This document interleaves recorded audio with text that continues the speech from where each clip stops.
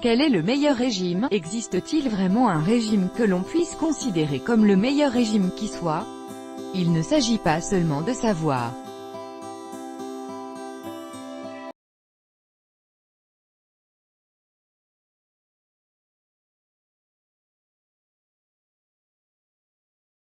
le meilleur régime du monde. Comment voir clair dans tout ça? Nous ne pouvons pas vous dire quel est le meilleur régime pour vous. Le meilleur régime pour une personne ne conviendra pas forcément à une autre. Cela dépend notamment de vos préférences. Vous pourrez vous former une opinion en comparant les caractéristiques de différents régimes. Cet article est là pour vous y aider. Vous trouverez ci-dessous les principales caractéristiques des régimes les plus populaires du moment ainsi que leurs avantages et inconvénients.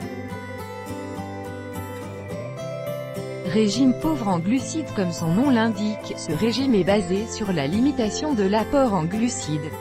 Il faut toutefois faire une distinction entre les différents types de glucides. Les bons glucides sont notamment présents dans les aliments d'origine végétale. Dans les aliments transformés, on ajoute souvent des glucides sous forme de sucres ajoutés et d'amidon. Le régime pauvre en glucides est basé sur la limitation des glucides dits simples. Ceux-ci se trouvent par exemple dans les sodas, notamment dans les produits light et le sucre. Les glucides complexes sont présents dans les fruits et légumes. Quels sont les avantages du régime pauvre en glucides? Lorsque l'on réduit sa consommation de glucides, l'organisme comble ce déficit en se mettant à brûler de la graisse corporelle. Grâce à la nature des aliments autorisés, on est moins tenté de grignoter entre les repas. Cela tient au fait que la glycémie reste stable. Un régime pauvre en glucides offre un grand choix de plats faciles à préparer.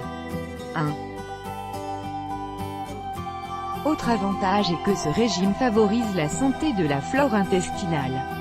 Quels sont les inconvénients du régime pauvre en glucides?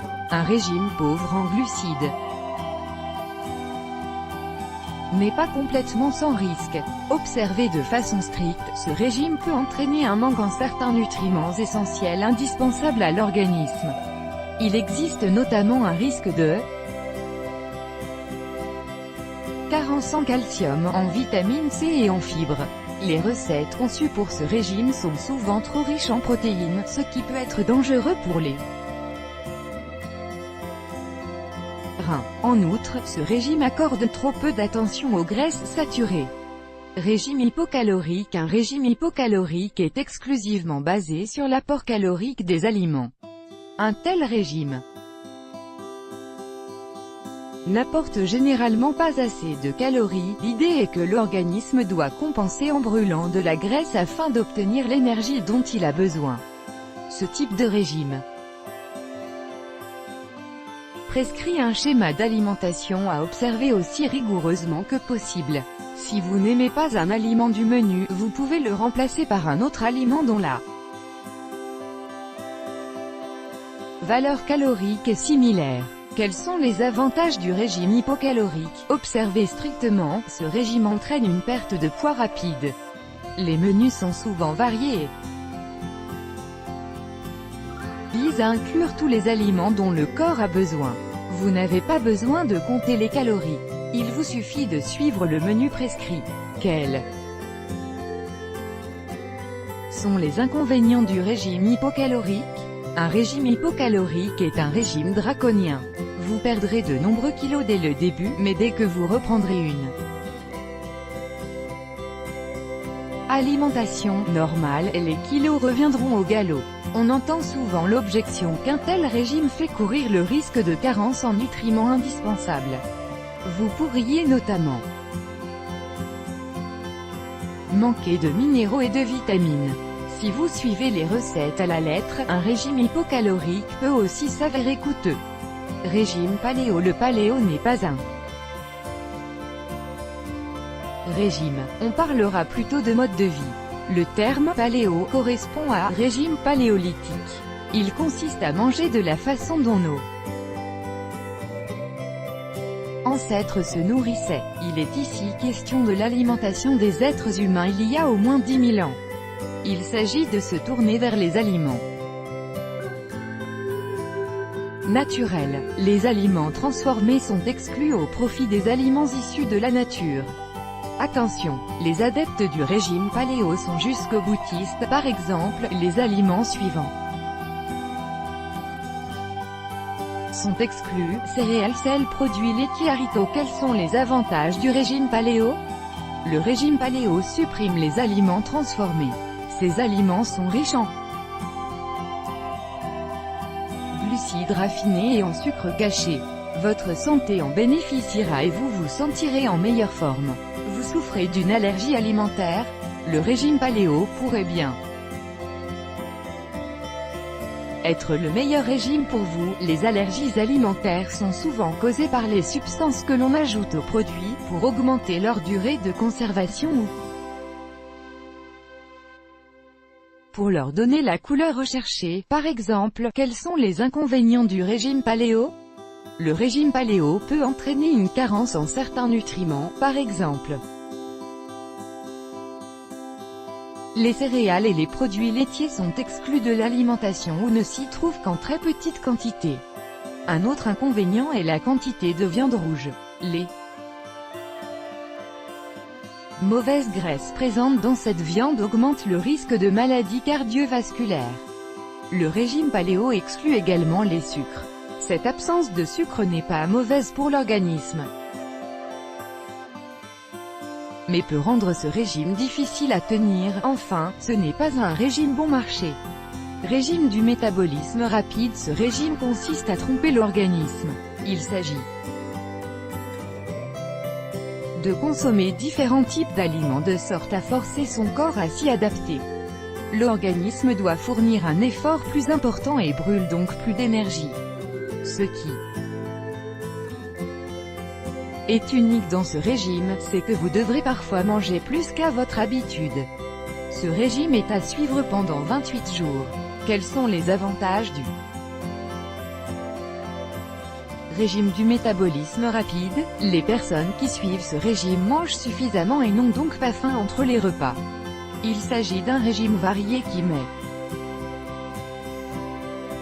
l'accent sur les aliments sains. Vous apportez à votre corps tous les nutriments dont il a besoin. Suivi sérieusement, il vous permettra de perdre 10 kg en 28 jours. Quels sont les inconvénients du régime du métabolisme rapide? Ce régime n'est pas facile à suivre. Il faut observer le schéma alimentaire rigoureusement afin de surprendre constamment son organisme. Il ne s'agit pas d'un régime que l'on suit pendant quelques jours pour perdre quelques kilos. C'est un régime qui requiert un investissement total. Manger au restaurant est hors de question pendant toute la durée du régime. Régime South Beach. Le régime South Beach consiste à ne consommer que des bons glucides présents dans les fruits et légumes, et des bonnes graisses, présents dans le saumon et les fruits à coque. Ce régime est divisé en 3 phases. Pendant la première phase, vous ne mangez notamment pas de pain et de pommes de terre. C'est la phase la plus stricte du régime. Pendant la deuxième phase, vous pouvez vous remettre à consommer des aliments riches en glucides. Lors de la dernière phase, la période d'apprentissage est terminée et vous devez continuer à observer le schéma alimentaire des 2 premières phases. Quels sont les avantages du régime South Beach? Ce régime a l'avantage de prendre en compte les qualités nutritives des aliments. L'absence de produits contenant du sucre ajouté permet de limiter la fatigue. Le régime South Beach vous permet de manger jusqu'à satiété. Vous n'aurez donc pas faim entre les repas. Quand vous aurez atteint votre poids idéal, vous pourrez continuer à observer les habitudes alimentaires que vous avez apprises. Quels sont les inconvénients du régime South Beach? Le Régime South Beach n'est pas le meilleur régime en termes de faisabilité, surtout pendant les premières semaines. Il est possible que vous ressentiez de la fatigue et des nausées. L'alimentation prescrite est très riche en protéines. Dans les cas extrêmes, cela peut entraîner une insuffisance rénale. Le schéma alimentaire moyen est déficient en fibres et en vitamine E. Régime Cambridge D. Le régime Cambridge est un régime hypocalorique. Vous n'avez cependant pas besoin de compter vos calories, votre alimentation étant composée de barres, de soupe et de shakes. L'organisme est forcé à brûler de la graisse pour puiser de l'énergie. On commence avec très peu de calories par jour puis on augmente progressivement. Quels sont les avantages du régime Cambridge? Il s'agit d'un moyen rapide de perdre de nombreux kilos. Vous ne devez pas observer de schéma alimentaire ni compter vos calories. Il vous suffit de vous en tenir aux aliments prescrits. Vous n'avez pas besoin de cuisiner des plats compliqués ou de préparer plusieurs repas parce que les autres membres de la famille ne suivent pas le régime. Quels sont les inconvénients du régime Cambridge? C'est un régime difficile à suivre, particulièrement pendant les premières semaines. En effet, l'apport calorique est bien trop faible, ce qui entraîne un manque d'énergie. Ce régime est donc difficile à combiner avec une pratique sportive intensive. En outre, il s'agit d'un régime coûteux qui vous reviendra à environ 50 € par semaine. Vous ne vous sentirez pas toujours au top de votre forme pendant ce régime. Quel est le meilleur régime pour vous? Tous les régimes présentent leur lot d'avantages et d'inconvénients. Un régime donné conviendra parfaitement à certaines personnes et sera intenable pour d'autres. Quel est le meilleur régime selon vous? Faites-nous part de votre expérience dans les commentaires ci-dessous.